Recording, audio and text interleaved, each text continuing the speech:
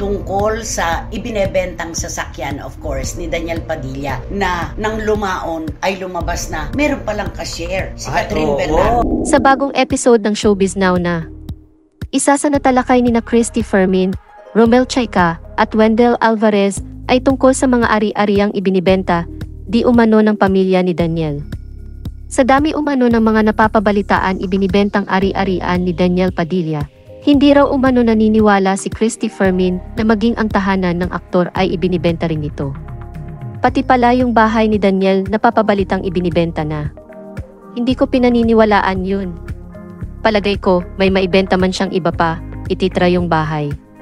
Pinag-ipunan ng maigi yan at talagang dugo, pawis at luha ang naging puhunan dyan.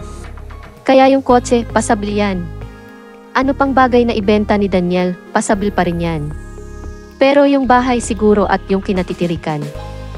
Lote at bahay, palagay ko, hindi naman ibibenta, dagdag pa ni Christy. Matatanda ang kamakailan lamang ay may nakabili na ng mamahaling sasakyan ni Daniel kung saan kabahagi umano nito si Catherine. Ani Christy, taong 2015 nang nabili ito ng dalawa, nabanggit din niya ang isa umanong kaibigan na nakabili ng van na dating pagmamay-ari Daniel. May isang kaibigan ako, nakabili ng van niya. Oo, kaya pag tinatanong ko, ganda-ganda naman ang van mo. Ito yung dating sasakyan ni Daniel Padilla.